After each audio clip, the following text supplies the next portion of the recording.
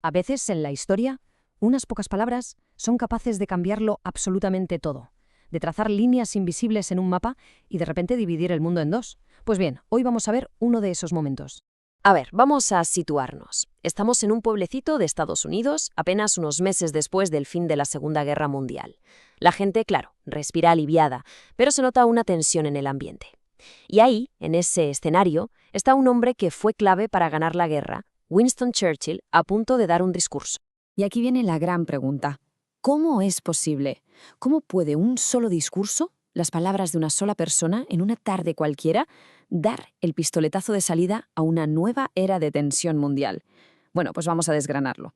Para entender la que se lió, tenemos que meternos de lleno en ese momento. A ver, la guerra más devastadora de la historia acaba de terminar. Se supone que es un momento de paz, ¿no? Pero la realidad es que los países que lucharon juntos ya no se fían los unos de los otros. Hablo de Estados Unidos, Reino Unido y la Unión Soviética. Tenían visiones del mundo completamente opuestas y, esa tensión era casi palpable. Y es que todo pasó rapidísimo. La guerra acaba en el 45 y nada, a principios del 46, Churchill ya está viajando a Estados Unidos. Y ojo, no va solo. Le acompaña el mismísimo presidente de Estados Unidos, Harry Truman. Estaba clarísimo que esto no iba a ser un discurso más. Era un mensaje con toda la intención de que lo escuchase el planeta. Y lo más curioso es que, en el corazón de su discurso, Churchill no se anduvo con rodeos diplomáticos ni con datos complejos. No, usó algo mucho más directo. Una imagen, una metáfora que resultó ser tan potente que se grabaría a fuego en la memoria de todo el mundo. Esta es la frase, la que lo cambió todo, un telón de acero. Pensemos un segundo en la fuerza de esas dos palabras. Un telón, que es algo que oculta, que separa, y de acero, que es frío, duro, infranqueable. Con esa imagen tan sencilla, Churchill acababa de dibujar un mapa de Europa completamente nuevo. Y la verdad, bastante alarmante. Vale, ¿y qué quería decir exactamente con eso? Porque, claro, el telón de acero no era un muro de verdad, no era algo físico, era una forma de hablar de una división que, aunque invisible, era muy real. Una barrera que estaba partiendo Europa por la mitad. A un lado, las democracias occidentales. Y al otro, todos los países de Europa del Este que estaban quedando bajo el control total de la Unión Soviética. Y es que es clave entender qué pasaba de verdad detrás de ese telón imaginario. Porque no hablamos de una simple diferencia de opiniones políticas, no. Hablamos de una diferencia abismal en la forma de vivir, en la libertad, en todo.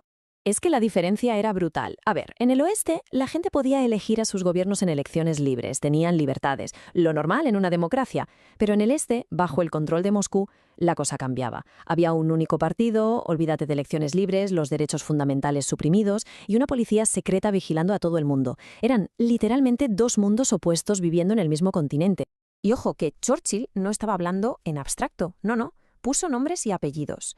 Mencionó capitales históricas de Europa que, según él, estaban ahora dentro de lo que llamó la esfera de Moscú.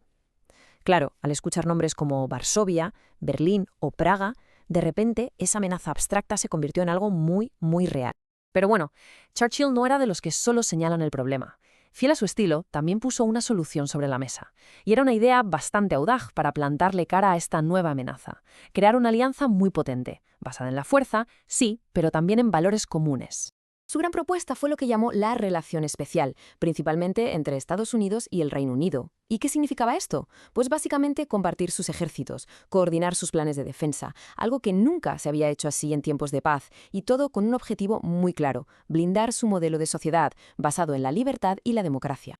Y claro, como se pueden imaginar, un discurso tan directo, tan provocador, no iba a pasar sin más. La que se montó fue tremenda. La reacción fue inmediata, fue mundial y fue, intensísima. El discurso, básicamente, partió el mundo en dos. Por un lado, la Unión Soviética montó en cólera, lo acusaron directamente de querer empezar otra guerra. Pero es que incluso en Occidente, entre sus supuestos aliados, muchos políticos pensaron que se había pasado de frenada, que era demasiado agresivo. ¿Y la opinión pública? Pues también completamente dividida. Pero la respuesta más bestia, sin duda, fue la del líder soviético de Joseph Stalin. Escuchen esto. Comparar a Churchill, al hombre que fue la cara de la lucha contra el nazismo, con el mismísimo Hitler, es que es tremendo. Esto nos da una idea de hasta qué punto se había roto todo entre los que antes eran aliados. El lenguaje ya era de guerra total. Y con este cruce de acusaciones, el mundo entró de lleno en una nueva etapa. A ver, que quede claro, el discurso de Churchill no creó el conflicto, que ya estaba ahí. Pero le dio un nombre y, sobre todo, marcó el pistoletazo de salida simbólico.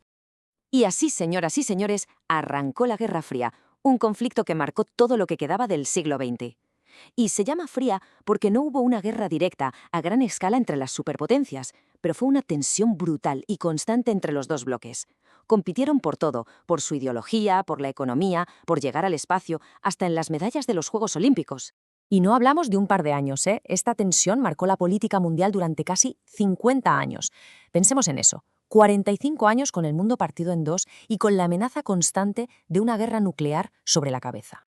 Y aquí está la clave de todo. La división, en realidad, ya existía, estaba ahí, latente. Pero las palabras de Churchill fueron la cerilla que prendió la mecha.